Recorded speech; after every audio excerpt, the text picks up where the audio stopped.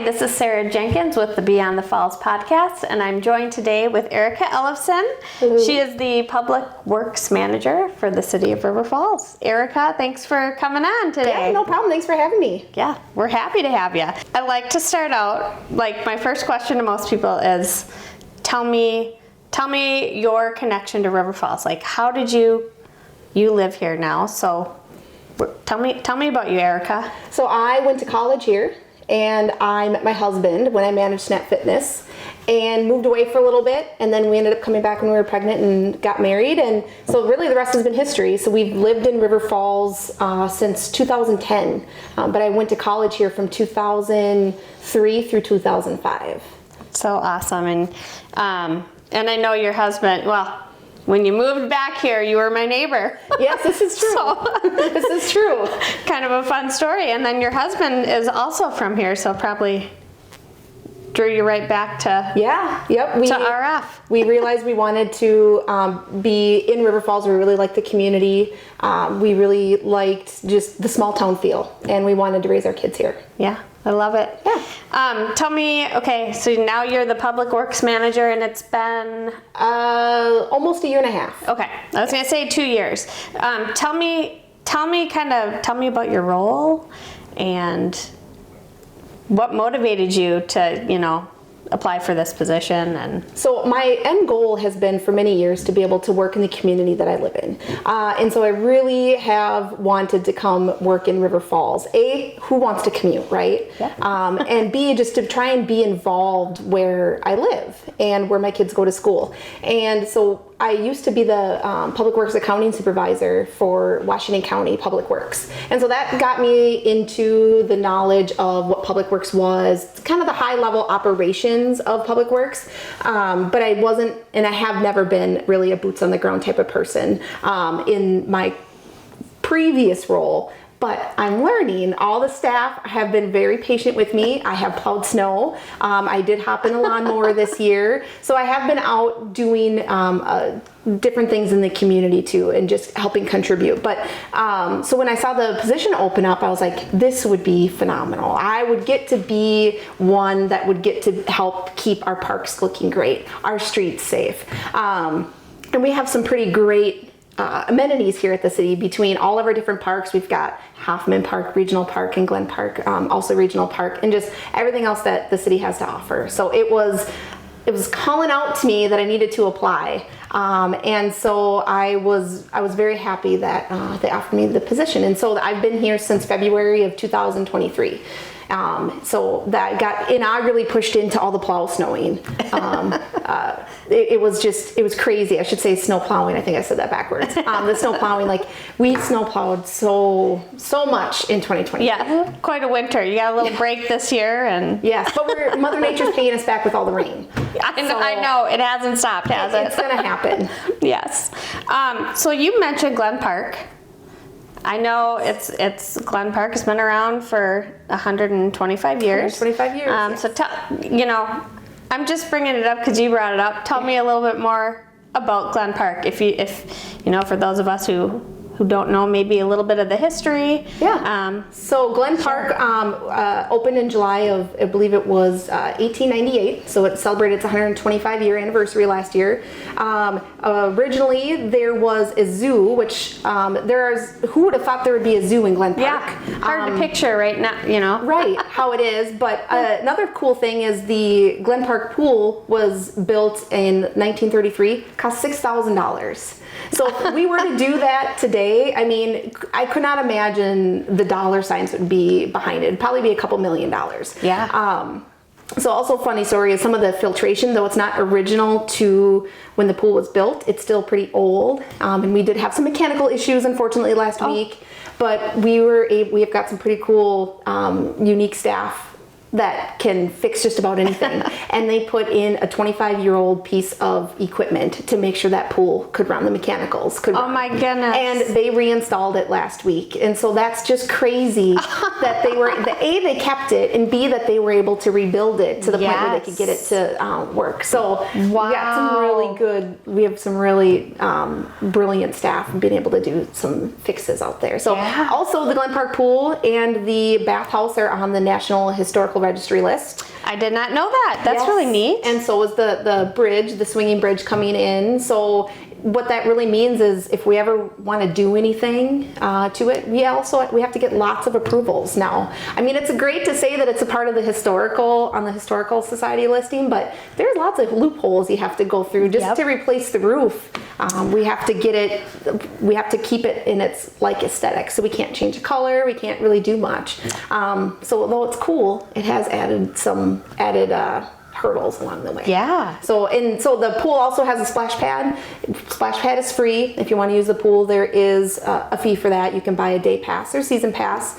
But kids love the splash pad. There's multiple playgrounds to play in. There's a basketball court, paved trails to go rollerblading, biking, walking, all in the 40-acre park. Yeah, it's pretty incredible. I know I live close to it, so I know my family has enjoyed it, and my nieces and nephews, and they get to use that splash pad frequently. And what's really cool is the trails down below. Yes. I'm not sure if you've been able to go on those, the lower dam and stuff, but they're beautiful all through there, and all the fishing you can do and just seeing the natural wildlife. So Glen Park really does lead to a lot of other fun amenities to be able to do outside of what's physically at the park. So I kind of want to circle back to your role as the Public Works Manager. Do you want to tell us maybe some projects you're overseeing currently? Yeah. So right now, literally today, we're doing a chip seal project. So chip sealing really helps extend the life of the roads. Chip sealing, I know a lot of times can be, some people think is annoying, but it really is a great cost-effective way to use taxpayer dollars effectively and efficiently to be able to prolong the roads, because a full reclamation or a mill and overlay is a lot more expensive, which if that's the case, then we'd potentially have to have more taxpayer dollars going towards it. So, and I don't think anybody really, cares to have higher taxes. So, we're truly trying to be good stewards of the tax dollars we have, and really putting that money towards the road. So that is we're going to be doing Hoopert Street and King's Barn, which is the north side over by Sterling. And then we're, for the most part, what we're doing is all of the streets south of Park Avenue, or Park Street, sorry. And then west of Main Street and north of Cemetery Road. Okay. So we're kind of we're trying to stay to that quadrant, which that's going to be the plan going forward. Instead of having piecemealed projects around town, we're trying to really centralize locations to be able to not have to inconvenience residents multiple years in a row. Sure. So, and then we're also doing a trail. We pulled out the trail, or we pulverized the trail in Collins, which is off of Powell Avenue on I would say the northwest side of town, probably more the west side of town. So we're redoing that trail, and then the basketball court also. So as soon as Mother Nature decides to stop raining, that hopefully will be paved. So that's a big project we've been working on. And then we're also going to be doing some crack filling on the Greenwood Valley Trail segments. So the paved trail, that's there. Yep. So and then throughout the rest of town, we do miscellaneous concrete repairs for sidewalks. We've been doing lots of ash tree removals right now. Yes, I know that's come up a few times, right? Yes. Yeah. So originally, when we took an inventory, we had 1,600 ash trees. We're down to 1,100.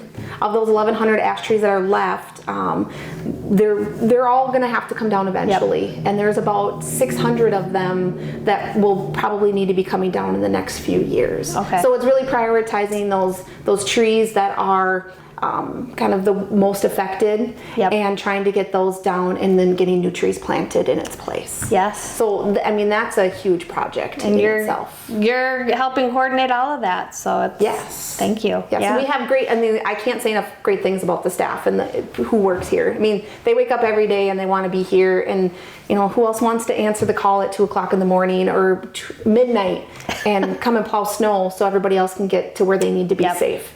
I mean, they really do enjoy what they do in their job. Yeah, we're lucky. We are very lucky. I cannot say that enough. We're very lucky. Yeah, we get to live in an incredible community and see you guys take great care of it. So what's been your favorite project, or kind of like a highlight for you so far? I would say putting in the new playgrounds. We put in a few new playgrounds last year at Wells Park. We put a little addition into Sterling Ponds Park, Wells Park, and I'm trying to remember the other park off the top of my head.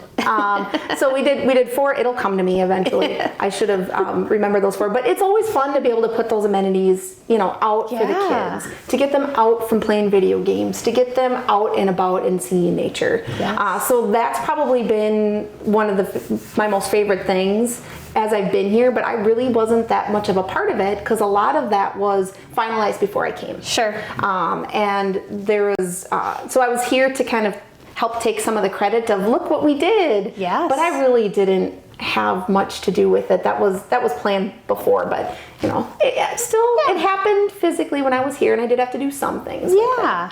But having said that, to update the, put in a playground at a park or update the playground or make a change, it's quite a process. It is a big process. We a lot of times will plan it in our capital improvement plan, our CIP, and there's typically dedicated, there could be TID funding, which is tax incremental district funding. There could be park impact fee funding. There could be bunches of different funding sources, or it could be tax levy. So really it takes time to be able to plan, and then trying to talk to the community is what do they want to see?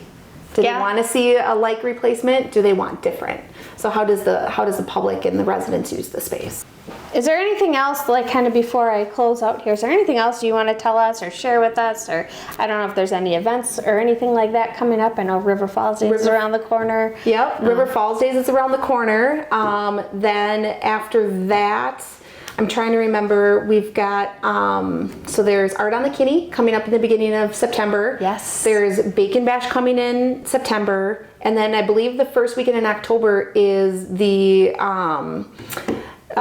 River Falls, the Taste of River Falls, that's what it's called. The Taste of River Falls will also then be, I believe, the first weekend in October. So we have lots of events that come up, and we do help coordinate and set up all those events. So that we don't physically run the events as the city, we help set up all the fencing, make sure things are looking clean. Close down Main Street when it needs to be. Yep, the parade, all the logistics that go into having a community-wide event really come down to the public works area to be able to help execute it.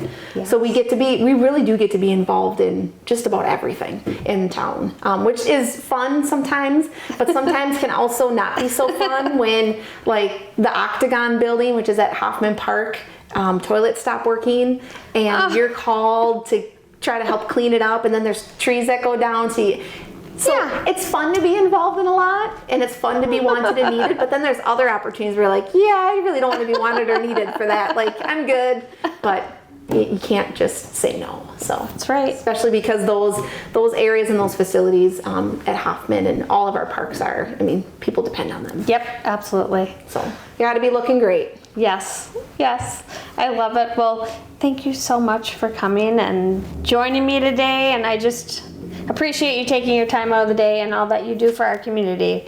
We're lucky to have you, Erica. Well, thanks, and thanks for the invite. It was great to come out and tell everybody a little bit more about River Falls. Yeah, thank you so much. Cool. Thanks for watching, and join us again on the Beyond the Falls podcast.